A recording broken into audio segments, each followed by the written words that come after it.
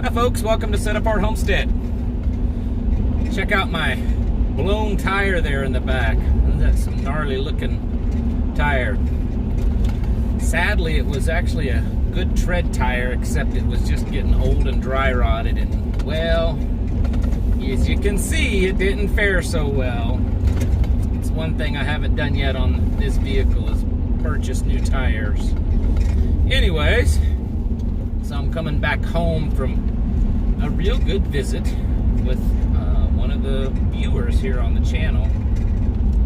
They're wanting to move into the Ozarks and was looking at a piece of property and asked if I'd come look at it with them and talk about it and meet them, and so I went and did that today, and it was a very good and enjoyable meeting with them.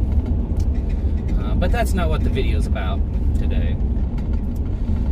So most of you probably, or at least some of you, have seen, whether it's on the news or social media, about this new executive order that the president issued regarding an EMP attack and getting our infrastructure and systems and everything prepared for it because of the imminent or potential imminent threat from an electromagnetic pulse or super EMP attack. This subject has been floating around quite a bit in the last year or two. It was just back in, I think, November or December that Department of Homeland Security was talking about the potential for our electric grid to fail, to go down because of terrorism, or just because it's old and wore out, because it is, and how we as people need to kind of be prepared for that. The Chinese have been talking about a super EMP weapon that they've been developing, and I've heard that they're now claiming that they have developed it. I even read an article a few months back that I believe it was an ambassador, one of the Chinese ambassadors, was saying something to the effect that China is prepared to use it against the United States if it was necessary. So there's been a whole lot of talk about it, and I think it definitely deserves to be talked about, because that's a pretty significant thing. It's a very dangerous and devastating type of weapon that, in my mind, is really even worse than just a simple nuclear bomb, because of the amount of devastation that it could potentially do. I'm not going to go into the details of whether or not I think certain items would survive it, or could it really do as much damage as some people think it could do, because honestly no one really knows, since a super EMP has never been used. There's even amongst experts, there's a lot of discussion and debate on what one could actually do. But so we're not going to go into that, because I'm certainly no expert and don't know everything about it. But what I do know is that if something like that happened, it would set us back as a people a lot. It's not something that we could just fairly quickly recover from. It's really kind of the perfect weapon of war, because it leaves the infrastructure and resources pretty much intact after it's over. They don't have to go in and if a country attacks us and defeats us through one, they don't have to come in and rebuild the roads and infrastructure so that it's usable for them. That's all still there. It just destroys most of our technology, and because of that, most of the people would die. The CDC, I believe it was, and I could be wrong, which agency it was, did a study on that, and it was somewhere in the neighborhood of 90% casualty rate within the first year after an EMP attack. That's massive. So I believe it's something that we need to become more and more aware of. And I know that everyone kind of has, especially with preppers, y'all kind of have your thing, your scenario that you think could be the worst one, and I think EMP might be mine. Not saying that there's not other scenarios that could happen and that would be bad, but this one is starting to look more real and real, mostly because our government, other governments, experts in mainstream even are starting to talk about this, that we need to be, more aware of it and kind of formulate a plan of how to prepare for it. There's Faraday cages that you can build. There's ways that you can protect certain items from an EMP, but of course you can't have everything in it. And it's very different than just an electrical grid down. If a terrorist attacked our electrical grid, or if it just collapsed because of whatever reasons, the electric grid would go down. As bad as that would be, that is repairable. That is something that we can go in and repair it and get things up and going after a while.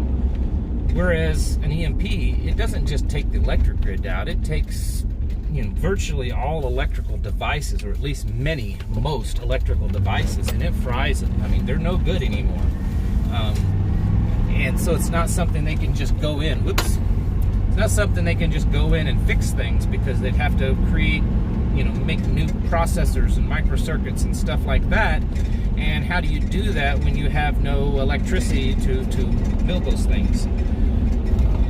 I'm not sure that a lot of people really understand the amount of, our whole world, our existence, that is so dependent upon not just electricity, but computers and the electronics, the more advanced electronics that would be affected by a super EMP. Most of your cars aren't going to work. There's been such a push over the last couple of decades for people to get rid of these old cars and buy new ones. So most people drive new cars, or at least ones made in the last 10 years. Most of those cars, if not all, will no longer function. The trucking industry, semis, is pretty much all computer, controlled. I'm not saying that the truck itself is, but so much of the components in the truck. It's not like back in the old days, running an old Mack truck that could run forever. The logistics of control of trains and planes and moving equipment and things. It's all controlled by computers and very high-tech electronic gear. Those things wouldn't exist anymore. Even farming, just the simple thing of like growing crops and producing food. Much of the big farming would be completely crippled under an EMP. So, it would be, I'm sure, more devastating than most of the average person could even imagine. So it's something that we all need to be starting to get aware of. I did a video a few days ago about non-electric preparedness, of having items that just don't require electricity. And I know that many of us focus on, solar power or generator as backups.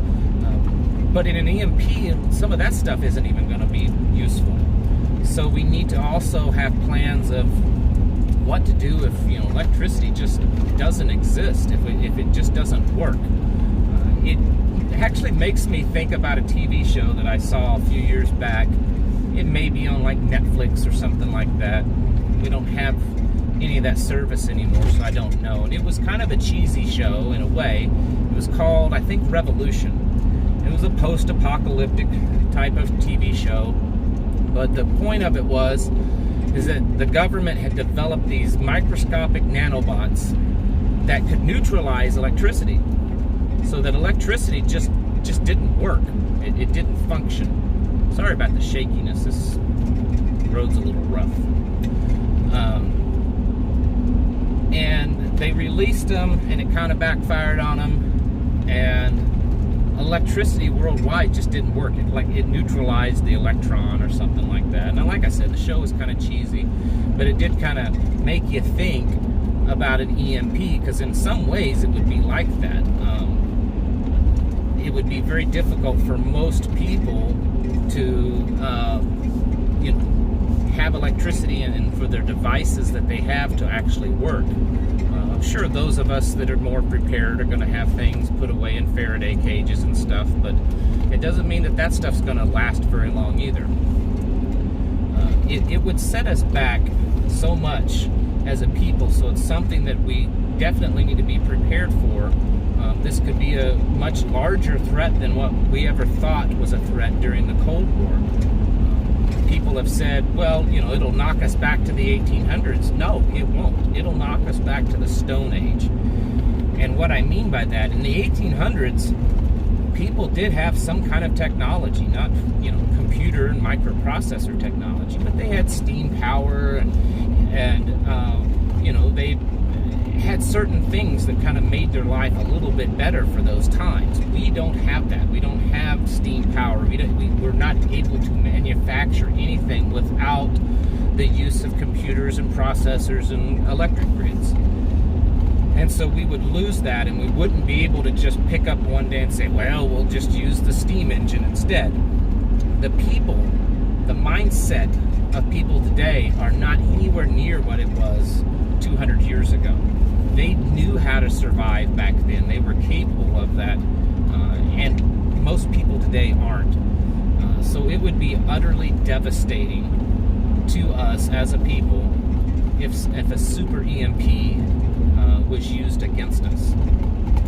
And more, it seems to be it's a potential threat. Now, of course, all this talk about it on the government level could be political, motivated. It could be to, you know, scare some of us. Who knows? I don't know.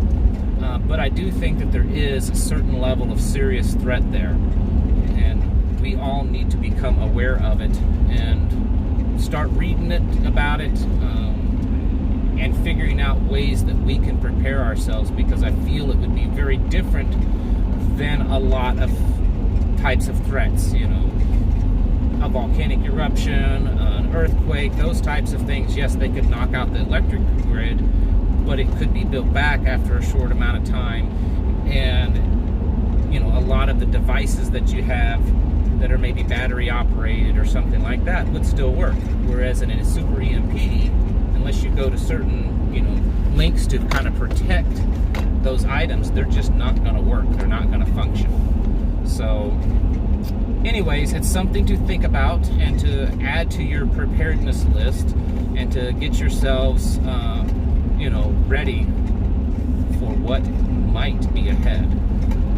So, and I think it's a very serious threat. So, anyways, that's what I wanted to talk about. Sorry about all the shakiness. I'm in a old 3/4 ton pickup truck and driving down a not very well maintained paved road.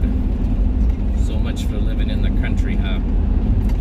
All right, folks. Well, thank you for watching, and I will catch you all in the next video.